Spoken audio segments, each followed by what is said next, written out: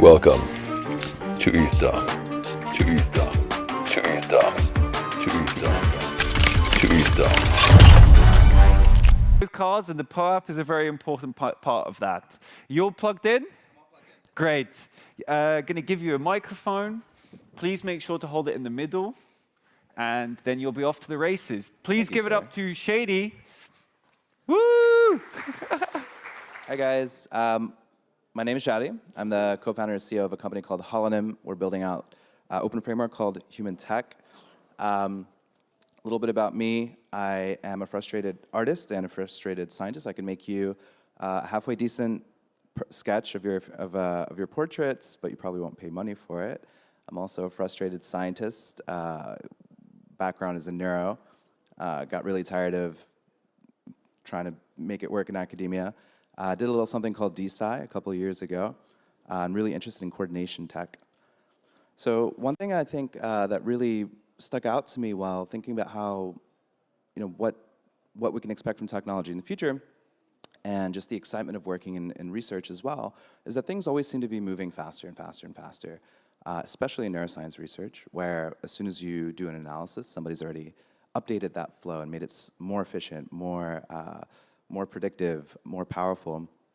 But the thing you notice is that as you accelerate technology, you also accelerate the problems that it creates. And the more quickly we accelerate, the more quickly the risks become more complex. So we've been doing a bunch of workshops over the past couple of years, kind of in parallel with DAC workshops, or differential acceleration workshops. And one thing we've noticed is that all of the main risks that people will point out to for society today are all overlapping, right? They're all kind of the same thing. It's whether it's infrastructure risks, whether it's political risks, whether it's social freedom risks, whether it's physical risks like pandemics or conflict. And what's really missing today, specifically when it comes to thinking about technology and the risks that emerge, is a unified framework. So who here has heard of differential accelerationism or DAC? Anybody in the crowd? Okay, so like about a quarter. Okay, that's great. So I'm going to go a little bit more detail. So DAC is a direct response to the effective accelerationists. So think like the Andreessens, the Peter Thiels of the world, that believe that we should push technology as fast as possible and not worry about the collateral damage that's incurred, because it doesn't matter. Once we get to the end point, everything will be keen. Everything will be peachy keen. We'll be all good. Now, that's a bit of that's a perspective you can take, right? That's a position you can take, and maybe there's some legitimacy to that as well. But a direct response to that was penned by Vitalik Buterin about a year ago in a pretty delightful essay. I highly recommend reading it, called My Techno-Optimism, where he discusses why accelerate technology without any sort of foresight or capacity for mitigating against its risks. So instead of accelerating blindly, why don't we differentially accelerate technology that reduces existential risk? And so you can break this schema up into two rough categories. One is in the world of bits, which is what we'll be talking about today, and the world of atoms. So briefly, world of atoms is going to be anything in the physical world. So for example, like viruses, pandemic preparedness, say biosecurity, maybe even like defenses against nanotech in the very far future to prevent everything from turning into gray goo by accident. And the macro. So macro would be things like better ways to defend against nuclear holocaust, or better ways to defend against infrastructure collapse. But the really, I think, exciting bit today, and what we can really do a ton with the technologies that are being built in this room, is in the world of bits. So that's going to collapse into cyber and info. Cyber is going to be what we're comfortable with, talking at length with, which is going to be like cryptography, encryption, zero-knowledge proofs, privacy, being able to make sure that data is actually verifiable, that what we intend to execute when we execute actually is what we execute. And then info is a little bit kind of on the other side of things. It's a little more difficult to capture. Info, when we think about defense and info, we think about how do we actually, as humans, when we're interacting with information, how do we actually ensure that we're seeing the information that we intend to and we understand the intent that it comes from, right? So is it information that we trust can come from a verified source and is actually is it shilling us for something, or is it trying to influence our behavior in a certain way? What are the intentions behind it? Very difficult problems. In Vitalik's paper, he comes up with a couple different examples of how this is being put into practice today, or what like an ideal version of this could look like. So, I think we could all agree that one of the most, I think, common important topics in the past 5 to 10 years has been, how do we actually communicate online in a way that we can have hyper forums of collaboration, where we can freely exchange information as quickly as possible to converge on difficult problems, to have the debates that need to be had. So privacy is really important for that, but also so is making sure that you're actually interacting with people that have stake in the game, right? Actual real humans.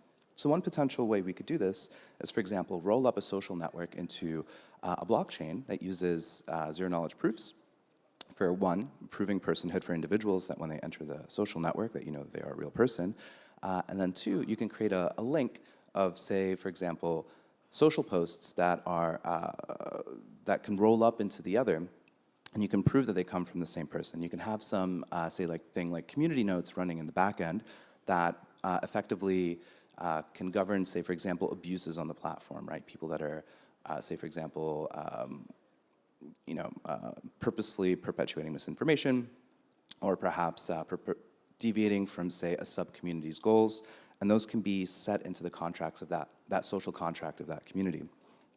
So there's a lot that's needed to come together for that, and it's not exactly easy, especially when you start getting into things like, and there was a great panel earlier today, I don't know if you guys caught it, on wallets and whether we should actually label scams and phishing alerts within the wallet. Like, who has the power to do that? Who should we trust to actually do things like that?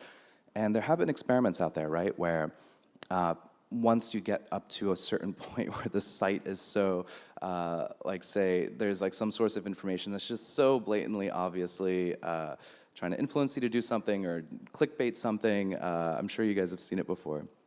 So there's some browsers now that actually have these built-in pop-up warnings that say, hey, like, if you're going to this site, just know this has been overwhelmingly suggested by many, many people that this is a bad site to go to, and it's probably going to get you to do something you don't want to do.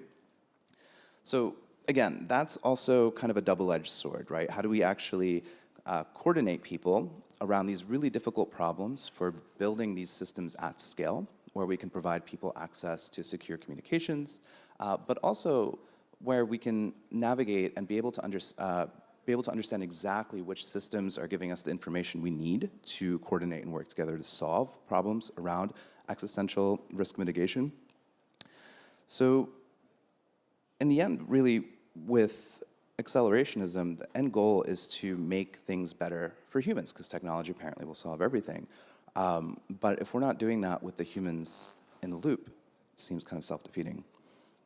So one thing we've been working with is this framing or set of principles where we align humans around these problems by actually beginning with digital rights embedded into the tech by design. So we'll do this with cryptography, right? And there's tons of reasons why, and I think all you guys understand that. And it's not enough to just say that you're going to do these things, right? It's not enough to just say, hey, we're going to embed cryptography into, we're going to embed digital rights with cryptography. We need a really specific set of schematics and frameworks, and we need to make this set of schematics open source and something that can be used to guide development across a feature of different use cases or worlds, right? Not just our little niche or our little hackathon. So this is what we call the covenant for human alignment. The covenant, you can think of it as this kind of like sprawling open framework of somewhat loosely connected artifacts. They could be user documentation, it could be artistic pieces, short stories, etc., that are all linked together by a set of principles that have been iterated upon by a community, with the specific goal of hardening digital rights for privacy and security. So if you want to take a look at the covenant, you can scan the QR code. That's the IPFS CID of the last version that was frozen by the community. The idea here is that it's something that that's just begun, but will continue to evolve. A couple of the principles that have bubbled up from the covenant are things like, for example, universal personhood, right? That your status as an individual with certain, let's say, affordances for agency within a digital framework shouldn't be issued by any institution or any like individual. These things should just be inherent. And we should have public service protocols that allow people to recognize and signal their personhood. Inalienable ownership is actually a really critical thing as well, and that starts with self-custody. You can't have the two without the other. And of course, privacy by default. So how do we design systems where opt-out is the kind of action, the activation energy you need, right, to interact with the system, and things are just private by default until you decide otherwise. These are just three of the principles that so far have been put together by the community, and there's still lots of thought and consideration around some of the other ones. I think there is a total of 10. And one thing we've been, as a company, focusing on is how do we support the framework that's coming together around human-aligned technology so that we can accelerate technology while mitigating existential risks. So part of that is an open framework for keys, wallets, and identity to underscore those first three principles. This is rooted with a network we call the Human Network that allows anyone to prove personhood while also generating a key for self-custody securely. And this is a key that's able to be recovered even if you, say, for example, delete the browser session that you're in or lose the private key, because the key is derived not from randomness, but from human attributes. So what you have, what you know, or what you are. So for example, this could be a security key that you keep in your pocket, or it could be a story that you tell your kid at night before you go to sleep that only you two know, right? Or it could be, for example, some biometric, right? Like a thumbprint or a facial scan, or it could be like a PPG, heart rate variability, in a piece of jewelry that you wear. And these pieces of data are processed on the client side, broken up, and passed to this network called the Human Network, which allows you to derive a high-entropy key from these low-entropy sources. Now, the cool thing about this is the key can be made available through a front end that can be embedded anywhere, a little iframe.